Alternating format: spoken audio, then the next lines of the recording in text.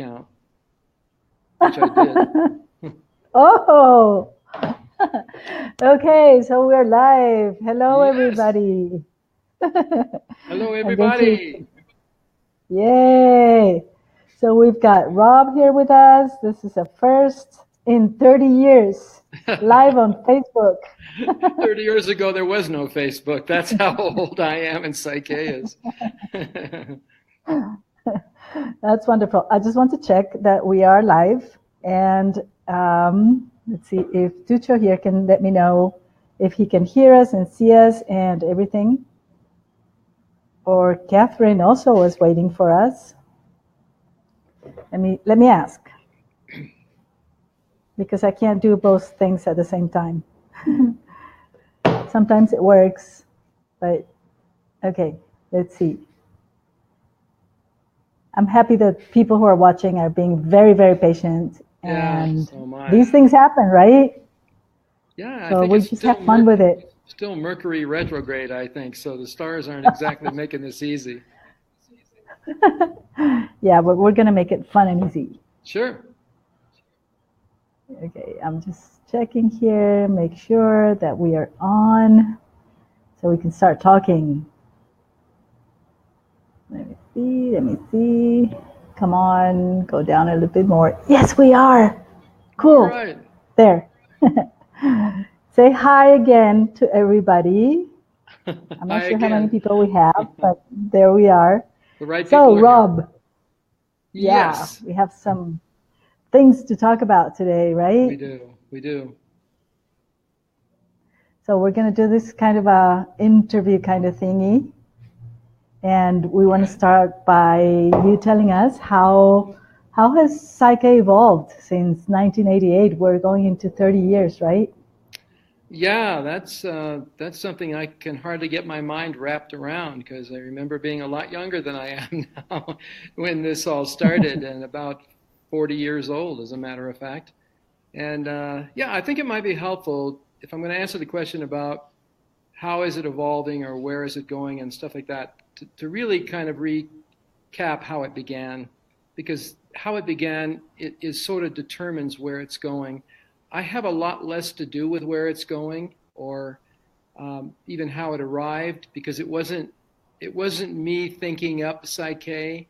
It was really in December 11th, actually, so it's almost exactly that long ago, in Denver, Colorado, actually Littleton, Colorado, which is a suburb of Denver. On December 11th, I was preparing a flyer for a workshop I was teaching at the time that was not Psyche, of course, but it was more or less a personal growth type workshop involving muscle testing, which is how I got connected to it. It's now called Brain Gym. Back then it was called Educational Kinesiology. And I was very frustrated with myself because I was messing up the flyer that I had actually made several times. It was just a template. So all I'm doing is filling in some information like the dates and the time and the whereabouts and so on. And those days, it was near Christmas, of course, in December. I had a family with 2 children, and I was very much wanting to make Christmas for the kids. And money was very tight, so I was very frugal about doing this. I filled in the blanks and I took it to the printer, and didn't even pay to have them collate it, fold it. It was just an 8.5 by 11 sheet, and so because I could save money. So that's what I was doing. And I went home and I was so excited. I'm folding the flyer and all that. And I get about a third of the way through the folds of 150 flyers. And I noticed in the little box that it had where it said where the workshop was supposed to be, I didn't have the whereabouts. I didn't say where it was. And I thought, well, that's crazy. You can't do that.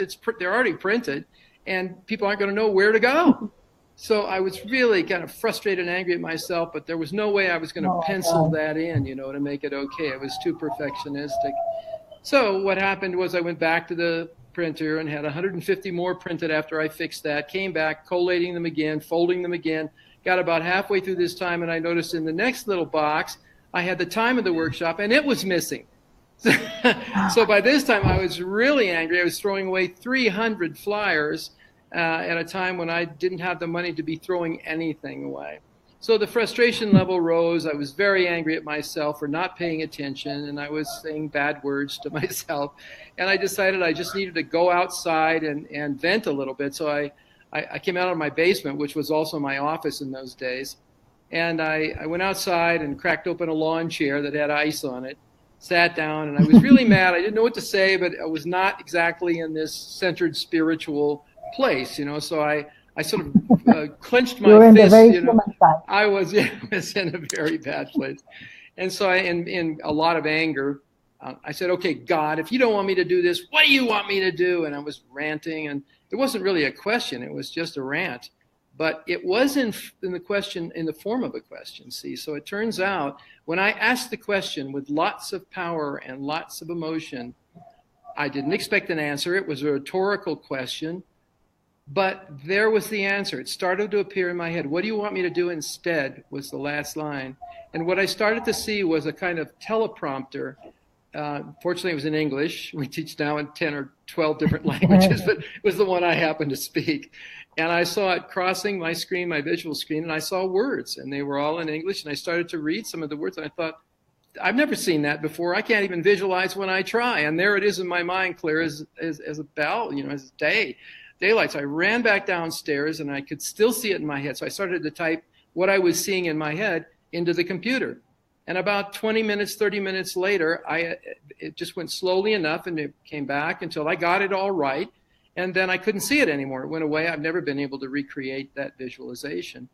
And there it was. It was a core belief balance. 13 paired statements, wow. All of the intricacies, one of the more complicated or involved balances that are part of PSYCH-K now. And I was blown away. I didn't know what to think about that. It never happened to me before. I didn't think I was a particularly spiritual guy necessarily. I was just trying to do a good thing in the world. I didn't have my spiritual glasses on or anything. I certainly wasn't in a full lotus position to receive information from the divine. But there it was. And so that was the beginning. And over the course of the next 2 to 3 months, I received other transmissions of that sort from consciousness. It was basically, in my opinion, a cosmic download. This was, remember, in 1988. And 1988 and 89 were very efficacious years for this planet and for downloads of that sort, because it was the time of the harmonic convergence. Some people are old enough to remember that term and know what it was. But it was really an interesting time, and here was this information, and I am a almost terminally left brain kind of guy at the time, fresh out of the corporate world. And I could not understand where it came from or what it was. I was very skeptical about it. So I had a private practice that I was doing in therapy and psychotherapy. And I knew there was something to this. I knew it was important because it was so unusual, not like anything else I had ever experienced. But it took quite a while for me to really accept that it was benevolent and not needing to know exactly where it came from, because I didn't get an owner's manual. At the time, I just got the information, and basically every time I tried to ask, well, where did this come from, and who are you, and what's all that kind of stuff, my left brain going crazy. It just said, need to know basis only, you don't need to know right now. So I would hear a voice in my head, and I think, that's not a good answer, come on, come on. But that's the way it was. So that was the beginning of a long period of 30 years of trusting a part wow. of life that I couldn't see, but gave me things that not only I could see, and I integrated eventually into my private practice. And then as that grew and people came and they got changes that I had no way of creating from my university training. I had a master's degree in counseling from the University of Colorado. And I just found it very helpful for insights, but not very helpful for the next step about, well, how do I change now that I know why I'm stuck and how I got stuck, in my life. So it's been this 30-year journey of opening up, trusting, receiving information. PSYCH-K continues to evolve. It was never intended to just be frozen in time and space as one thing. And it hasn't been. It's continued to grow, to become more of what it really was in the beginning that I couldn't see, and that is a spiritual process, really, with psychological and physical benefits, not a psychological process or technique just to leverage the law of attraction and get what you want. Right. My own evolution was really a function of this gift to me, which I was then instructed to give to others through a training program that is based on spirituality and is to be highly structured in the sense that we want to keep it as pure as possible. Variations will come along, but because they're given to me from time to time to keep up with the evolution of Psyche and the planet, because that's what's happening. If you haven't noticed, everyone, there's something going on out there, and it's huge. And over the time, I've come to the place of understanding that Psyche's real purpose, its ultimate purpose, is right now. It's being printed out in this three-dimensional reality, and because it's so much in need right now. People need to be able to manage their minds like they've never been able to manage them before. And Psyche is such a beautiful way, easy, safe, spiritually driven way to do that. So I have been blessed for all these 30 years in being able to nurture and sort of parent this thought form along. It's grown up a lot, and it needs less and less of me. I do what I'm really best at right now is just a receiving station for information about where we need to go from here. That's why I don't do much teaching anymore. I taught for all those years and years and years and years, and many of them with Bruce Lipton, whom I bet many of our listeners on this call right now know and appreciate. He's a dear friend of mine. I've known him for over 25 years. We spoke at some of the same conferences together. We connected at a conference together way back in the 90s, and we worked together for about 14 years. And I'll be talking a little bit more about the fact that there's going to be a reunion of Bruce and I next year in 2018 in Taos, New Mexico. So I'll talk a little bit more about that later. So that was the beginning of Psyche. The evolution was unstoppable. I feel like I'm more along for the ride. You know, I have to say something about I'm Rob Williams, and then what? So I said originator of Psyche. The real title should be original conduit for Psyche, because I didn't originate it intellectually. I received it intuitively. And that's a very key, important difference that we'll even talk about a little bit later when we're talking about the differences between Psyche. I would like to talk about that a little bit, difference between Psyche and other modalities that I've studied myself and other ones that I know about. Yeah, because that's a question that we get a lot. Yeah, I got a lot too. Remember, I did this for 9 years on my own before there were any instructors of Psyche besides myself. And so I spent a lot of time traveling to different parts of the world to teach this sacred work. And it was my privilege to work with Bruce Lipton for a lot of those years, at least 14 of them. And he and I it's a mutual admiration society. I've worked with Bruce personally, so he knows Psyche intimately. And when he's in a situation where you ask him point blank, well, what do you recommend in terms of what you use for personal growth? He will say Psyche. And he said it in all three of the books that he's written, Biology of Belief being his seminal work, and then he's got the Spontaneous Evolution and the Honeymoon Effect. And in each one of those books, he talks about our connection and how he came to know about Psyche and why he respects it so much. So beautiful. Well, very nice. So how about we talk a little bit about those differences from other modalities? Okay, yeah, I'm pleased to do that. It's one of those things where there are lots of paths in the world to what people need. And if what you need is primarily around self-help, attracting into your life what you want, and ostensibly getting what you want, Psyche started out that way. It was pretty much a self-help modality that made it easy and safe and fun to change your perceptions and your beliefs in order to attract what you wanted in your life. It still does that, and many people enter the Psyche field of consciousness with that at that level of understanding, and that's what they want to do. However, in the evolution of Psyche, what I found in my own personal evolution as well is that the things I desired started to change after I acquired the things I desired.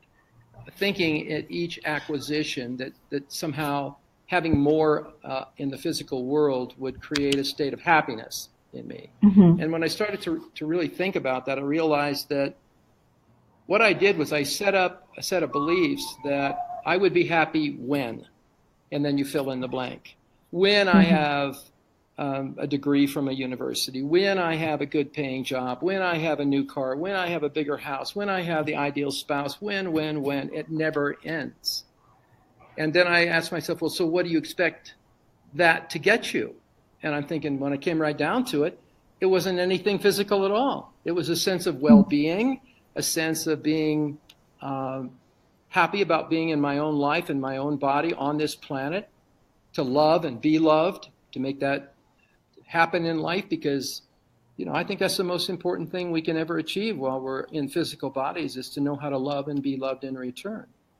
So in my own evolution process, as I said, I arrived at this place of, well, if what I want is really an emotional feeling, an inner state of being, why don't I just go directly to that and bypass all these physical things I set up as prerequisites to my own happiness?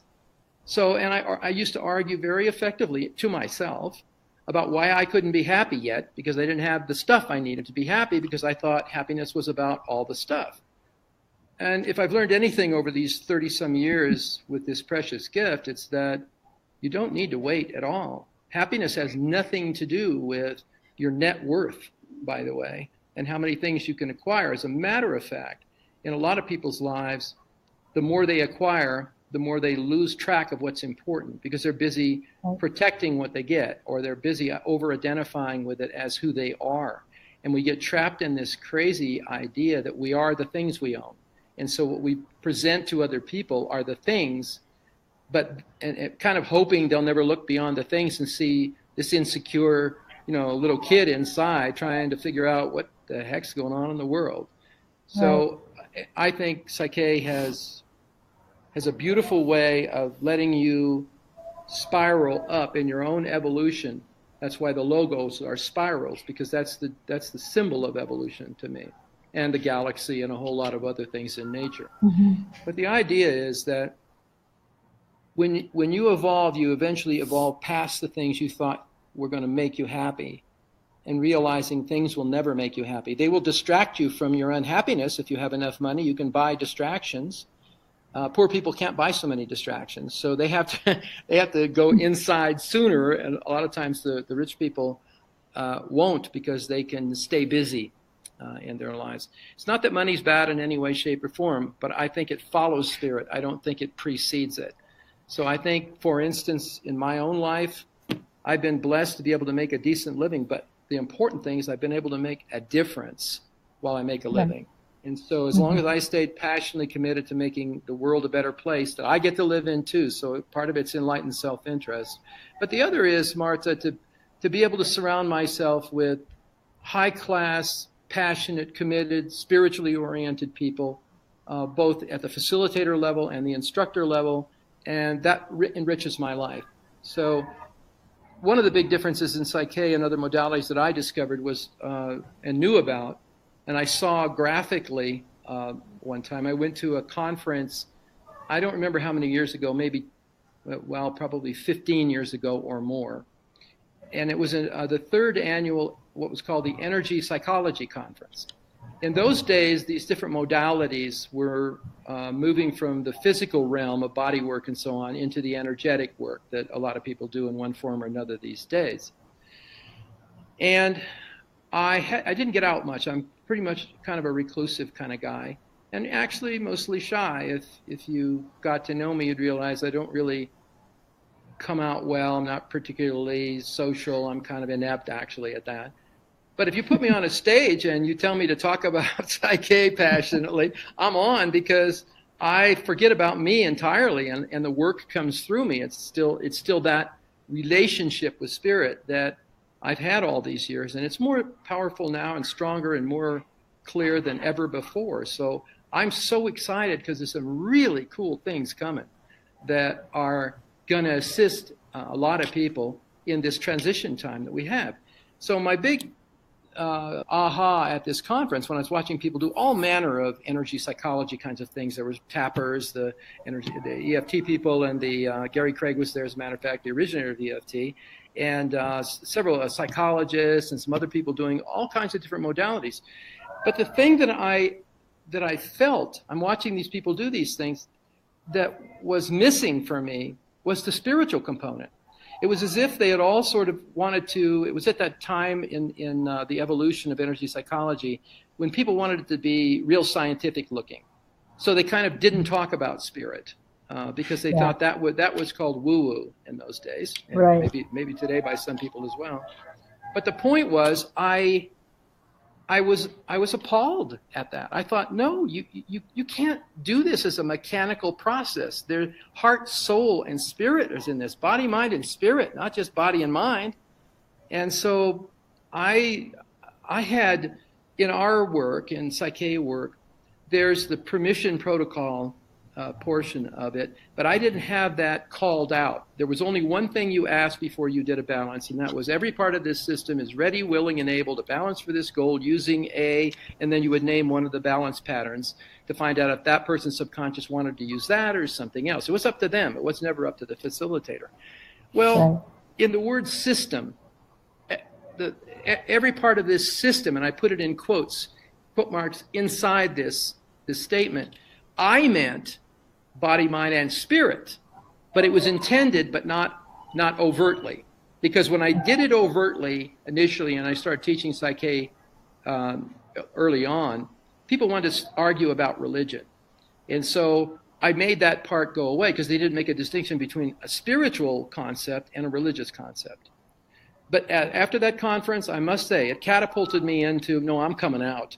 This is a spiritual process, flat out. I'm not going to hide it. I'm going to let them know. If it bothers them, then they can go do something else. But that's what this is. And so ever since then, we've had two statements at that part of balancing where you'll say every part of this system. Well, we're even simplifying that these days. But getting permission is about asking whether or not it will do you any harm, this thing you want to install, so to speak, the belief, whether it's safe, it will do you no harm, and whether it's appropriate. Appropriate means, in the context of PSYCH-K, in the context of your spiritual life path, is this appropriate to do? So two very important things I haven't seen in any other modality. It's a prerequisite to making changes, whether it's you doing something with your own mind or somebody else doing something with your mind or your body. There's seldom asked out overtly, is this safe to do? And you're asking your higher self, by the way. This is the difference, not asking your subconscious mind. That's the part that carries out the actions.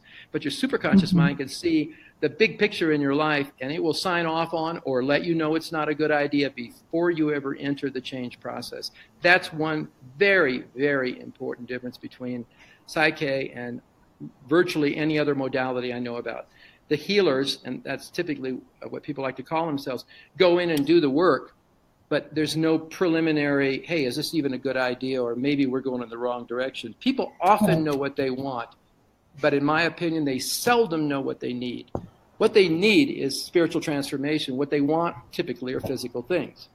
So that's the learning that I had, the understanding in my own life, and then also seeing it in other people's lives as well. So that's one. The other one, so it makes it safe. You can't do any harm with PSYCH-K. Nobody's doing something to you with PSYCH-K. There are facilitators and, of course, instructors. But the facilitators essentially use PSYCH-K to introduce you to your own capabilities, your own power, not theirs. So in PSYCH-K land, saying that you are a healer and you're going to heal this person in some way, shape, or form is a big no-no. Because that's not actually what's happening. Even Jesus, in the Christian faith said, I'm not doing the healing. It's the Father that does the healing through me. People would ask him, Master, will you heal me? And he would say, do you believe I can heal you? And if they said yes, then he said, according to your faith, you're healed, not I'm going to heal you. So, I mean, that's a fairly masterful approach. And I think in PSYCH-K, that's a true master. We should honor that, and we do in PSYCH-K. So I think that's another very important distinction. It's a do with, not a do to process. And there are other differences, but those are the two main ones I can think of. Higher self permission protocols and do with, do not do to people. Okay. I just want to take a few seconds and say hi to the people who are with us. We have over 50 people with us tonight. Nice. And we have everyone. People from Rome, from Italy, from Canada, from the US, from South America, from Palm Springs. We have people from everywhere. So beautiful. Yeah, that's terrific. Yes. Thank you. Thank you for being here. Thank you for sharing the Yeah. time. Yeah. How about the difference also about psyche being the change being sustainable over time? Yeah, that's another important thing. A lot of modalities create kind of a temporary change situation, but oftentimes you have to repeat whatever the modality is over and over again. And some of these modalities will admit that. They're based on repetition. Psyche isn't based on repetition. It's based on a very clean set of protocols that you follow that you can learn in a class, so you can do it for yourself. You don't need somebody always facilitating. Facilitators are available, and it's great fun to do it that way. But you can also do Psyche on your own. So the whole idea about sustainability has to do with changing the subconscious beliefs, not just your conscious belief. Most modalities that I know of that claim they're changing beliefs are really dealing at the conscious level of the mind. And yet 95% of the time, according to neuroscience, we're running on autopilot. We're running from the subconscious mind, sub meaning below. So below the level of your conscious awareness, your life is unfolding in front of you. You know, people have asked me before, well, Rob, how do you know what your limiting beliefs are? And I said, just take a look at your life. It'll tell you, where is it not working? That's what your limiting beliefs are. That's what's supposed to be working. And you just need to transfer that into some words that describe what it is that you're doing now. And then from our point of view, you don't stay there very long. You go from very quickly from, well, this is what's happening. This is not what I want to be happening. So what would you like to have happen instead? Very critical word. So when we set up a goal statement for what we want, it's really for what we want, not what we don't want. That's why there are no negations in Psyche belief or goal statements anymore, because they don't compute in the mind well at all. You say what you want, not what you don't want. And then your subconscious mind in particular can understand that a lot better. And if it doesn't understand it because the goal is so abstract, then we actually provide a process for clarifying the goal called the Back to the Future. And as soon as there's clarification, once you get commitment from your higher self and permission from the higher self and commitment from the subconscious mind, and choosing a process, one of the variety of processes that the subconscious mind can choose for making this change, then it's a done deal. You go through the process, and because we use muscle testing as a pre-test and a post-test format, your muscle test will be, if it's weak to begin with, to the statement you want to be true. It's just saying, well, it's not true yet. So you do the process, the ritual, in effect, that's what it is, that gets the subconscious mind's attention with clarity and intent. Intent is your strength of desire. Intention is the clarity of your goal. And then before you know it, you can post-test that. You find out your muscle response is strong. It means there's no conflict left inside about that goal. Now you own it as a piece of operating software. And the next step is a conscious one. That is to say, you put it into action. So there are really only 4 components. You got to get a clear goal. You have to have strong intent, desire for the goal, the appropriate ritual to get the subconscious mind's attention, and ultimately, for most goals, not all goals require an action step, but many of them do. In other words, it's like getting a download on your phone or on your computer, and there's an icon on your desktop, and you stare at it waiting for it to do its magic, but you never click on it. So it's right. It's latent potential. If you're going to do that, then, Psyche, I can tell you exactly when Psyche doesn't work. It's when you don't use it. Yeah. When you're staring at the ability, but you never get around to actually doing it, and then you think, well, my life's not different. Yeah, it's like joining a gym and not losing weight because you never go. You say, well, I don't know, I'm paying monthly. I don't understand why I'm not, that kind of thing.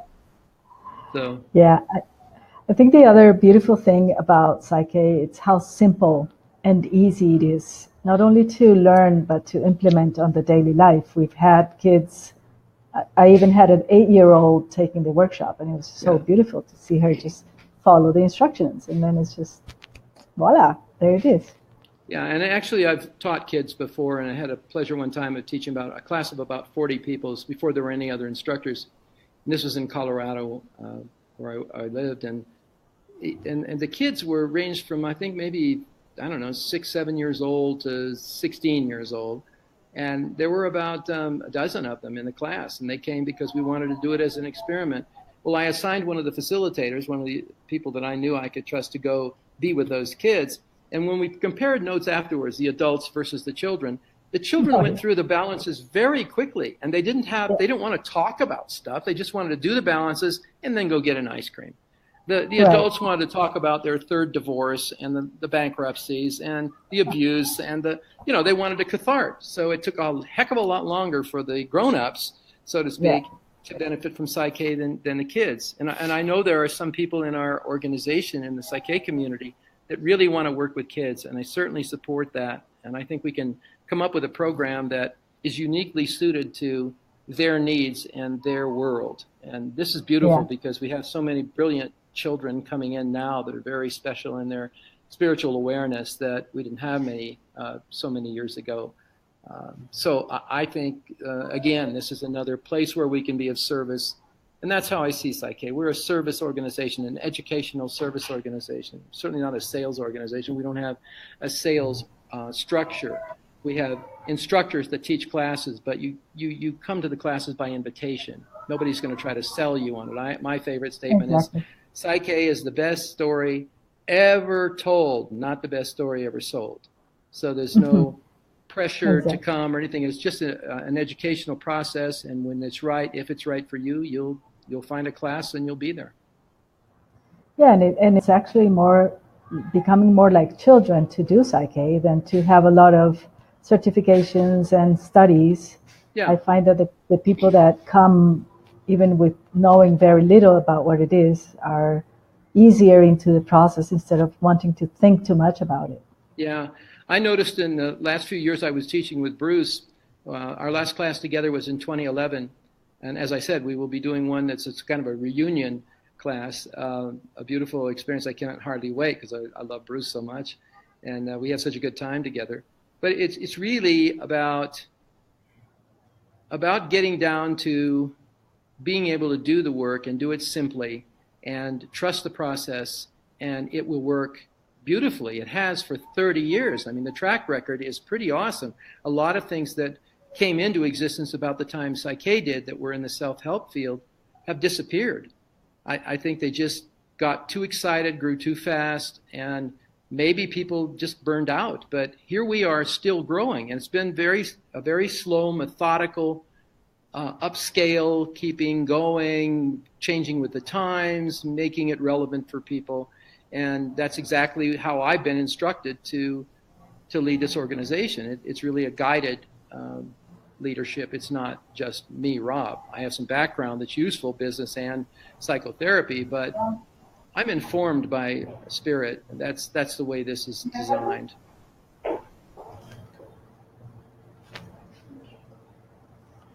Sorry, I was getting some questions over here. Yeah. Mom coming in. Uh-huh. Some people ask in the workshops, how do I kind of sell PSYCH-K? And you just said this is not something that you sell, it's more something of what you tell of your own story of what's happening, and then the other person will just resonate with it, right? Yeah, that's the only way to do this. Just be you. If there's anything that resembles selling, it's walking your talk. It's being who you talk about being, and not have this huge discrepancy there. And unfortunately, I mean, a lot of people live this dichotomous life. They have what they present to the public and who they are and all that stuff. It's not really the same person. It's a very dichotomous situation. And congruency and honesty and integrity, they're fairly rare these days in my experience in individuals. We're all trying to, seems like, be something we're not, and we don't have to be to impress other people. I say be yourself and be that as beautifully as you can, because that is who you are and that is who you're supposed to be. If you want to change something, I mean, if you awaken to a point where you say, well, that way of being in my life isn't serving me anymore, never served me well, and I'd like to change it, then find a PSYCH-K facilitator or instructor, take a class or have a private session, and help yourself and the world. Better you get, the better world we have. That's again a function of what I call enlightened self-interest. I want to live in a world with awakened avatars. I want to live in a world with people who can say, in Lakesh, as the Mayans say, I am another you. It's a greeting they use. Instead of, hi, how you doing, or yo, bro, it's a much deeper sort of, I recognize you as a divine part of me. It's like namaste. Right. And each language has some version of that deeper spiritual greeting, and we've lost a lot of that, especially in the Western industrialized world. Yeah, and it's a beautiful thing to become more authentic.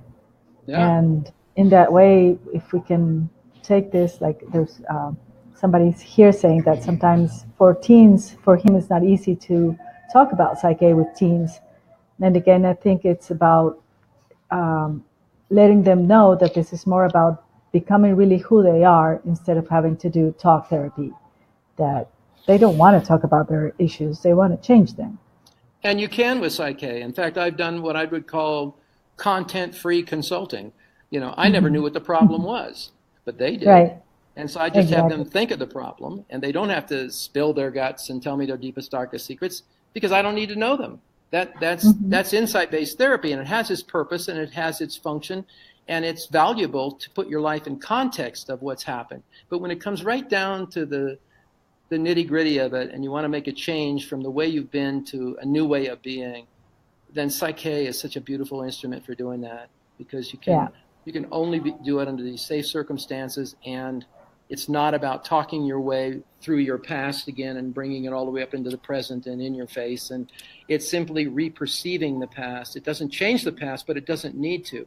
We're only victims of the past because we keep perceiving the past in the same way that it happened, or we perceived how it happened. So post-traumatic stress syndrome and all kinds of repeating of traumas is simply a persistent perception of the conclusion you drew of what that experience was, whatever it was. I mean, believe me, in 14 years as a psychotherapist, I heard every horrible thing people can do to each Oh my other. God. And Absolutely. so I got tired of it, and I was so grateful that Psyche came in, because I said, look, I got your picture, and it's horrible, no doubt about that. How would you like to be instead?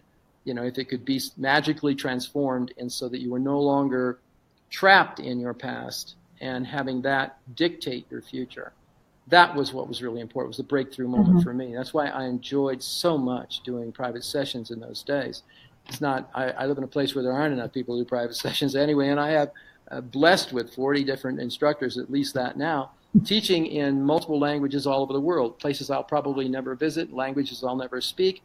And it does my heart such a joyful service to be able to hear people talking in whatever language it is. I mean, from Arabic to Chinese to, Russian, Spanish, of course.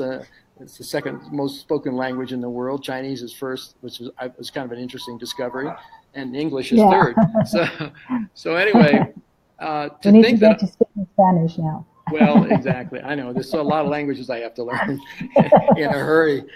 Yeah. But it's beautiful, Martha, because I see how transnational this is, and that in fact we're all wired so much in a similar way. Our languages may be different, our customs may be different, and our color of our skin may be different. It's got nothing to do with us inside as spiritual beings having a human experience, and that's where we connect, and that's the source of solving all the problems in the world.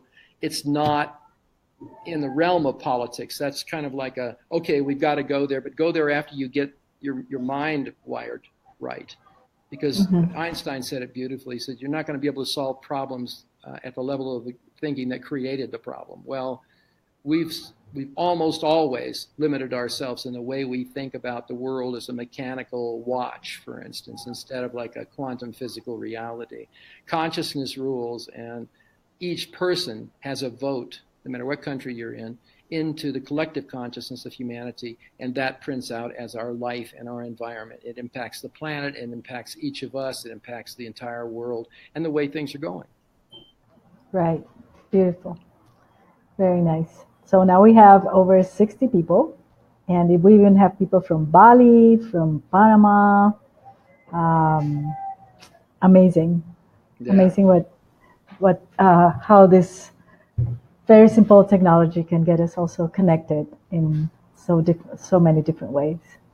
So about differences, Rob, some people ask us if there are versions of Psyche. How do they know that they're being offered really the original Psyche and not something else? Well, there are something else's out there, and I say, maybe you've heard this phrase. It's in English anyway.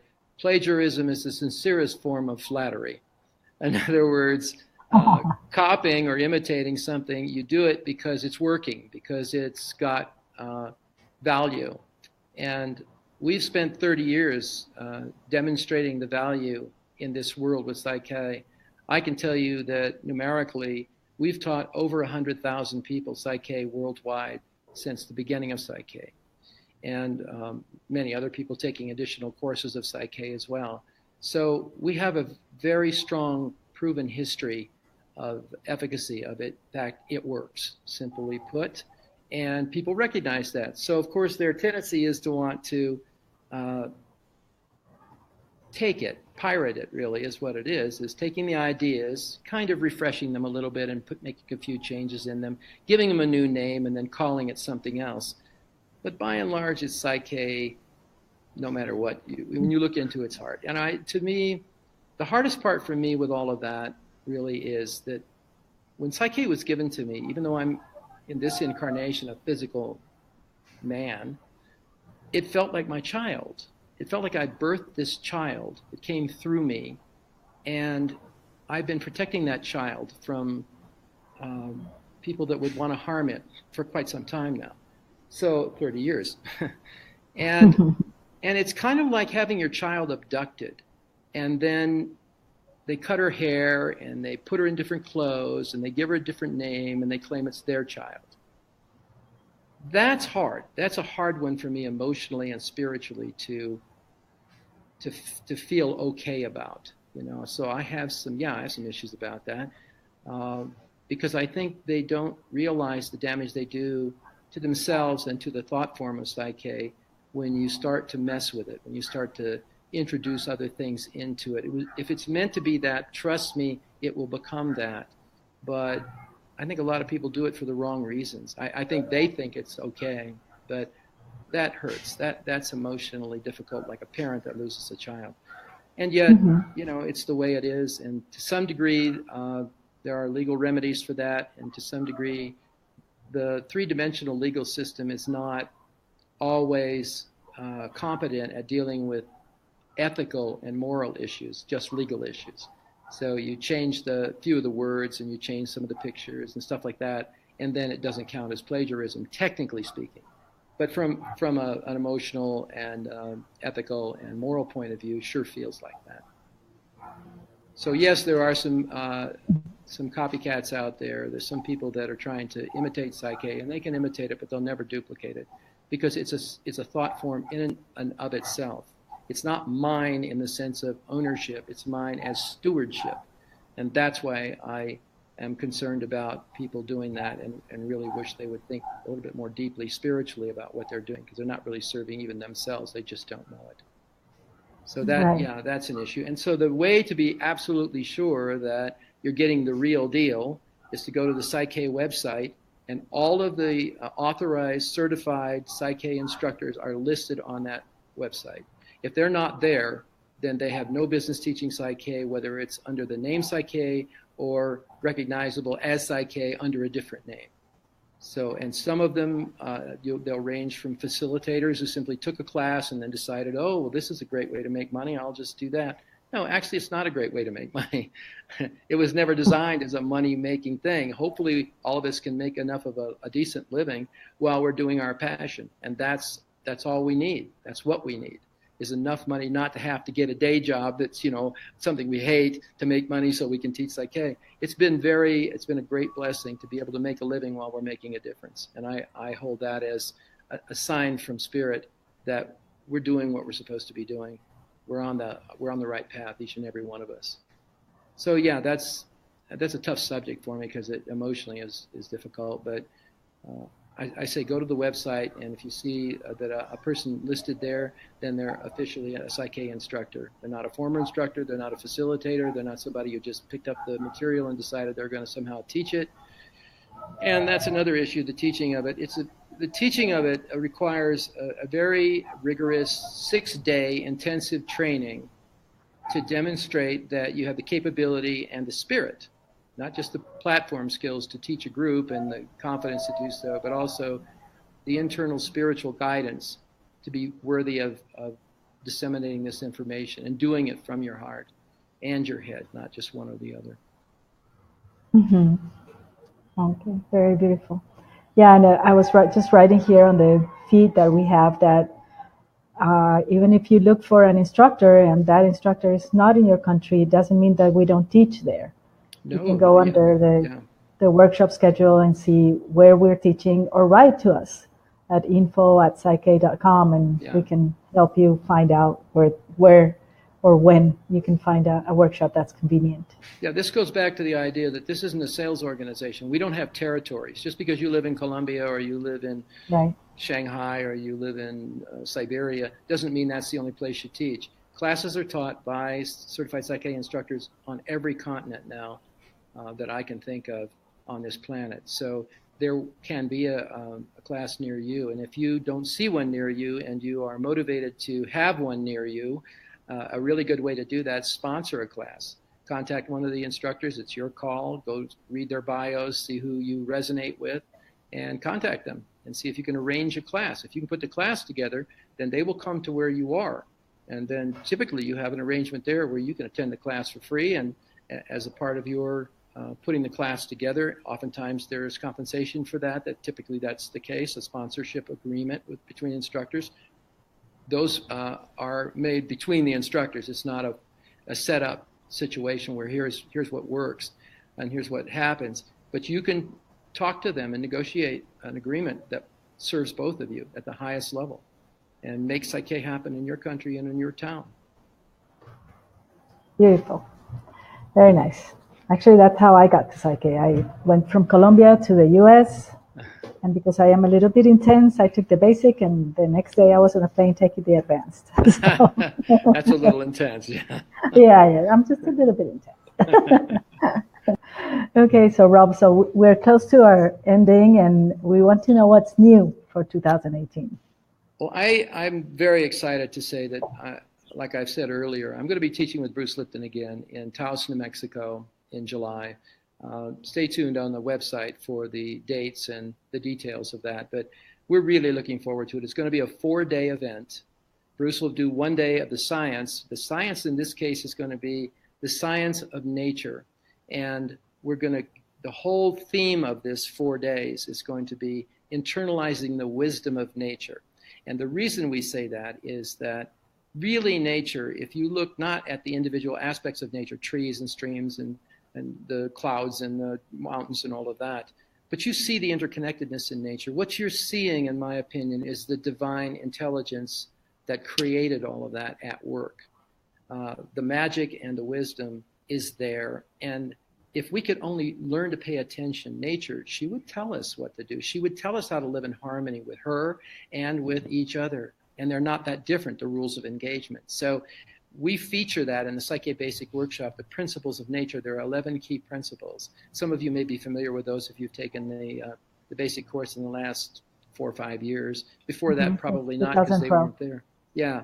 So I'm just saying that the theme's going to be that. Bruce will do his usual brilliant job of pulling out of nature those examples of her wisdom. And we will be teaching, I will specifically be teaching a 3-day extended basic course with the theme specifically of internalizing these core principles. We'll talk a lot more about why that's important and the harmony and the frequencies of the earth and how you can come into harmony. If you haven't noticed, and I said this earlier, we're going through a huge transformational process. I mean, at the end of a 26,000 year cycle. And in this rush to the finish line, it would be real nice to be able to stay in balance with the rush so that we're not completely freaking out as the world as we know it, from economics to politics and so on, begins to crumble around us. It needs to crumble in order for us, just like a tree, we need to have a forest fire essentially so new growth is possible. And essentially some of these old, outdated, outmoded, no longer useful ways of being on the earth with each other have to go away.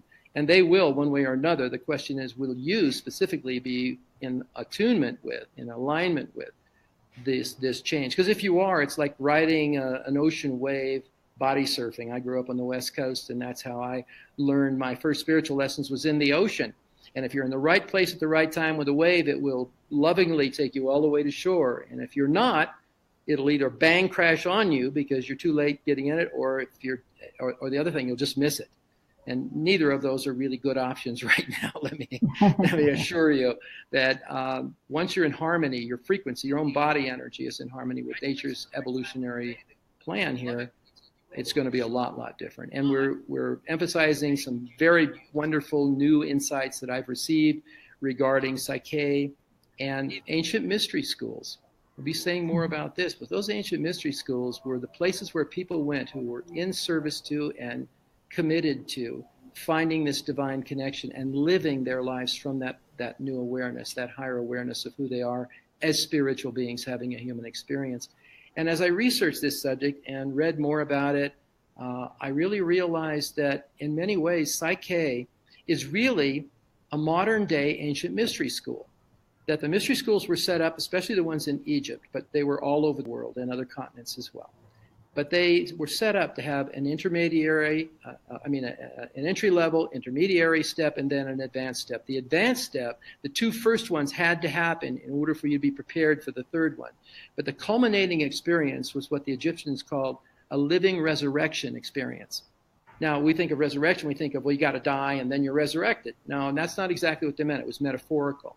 You die to an old set of limited perceptions and you emerge into the world with a whole different set of perceptions of that world, which changes everything.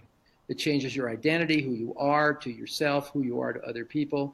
And in Psych-K, we have actually, interestingly enough, a correlation here of 3 levels. We have the basic Psych-K, which is your introduction to Psych-K, the intermediate level, which is the advanced course, which opens you up even further to the possibilities of consciousness. And then the final one, the Divine Integration Retreat.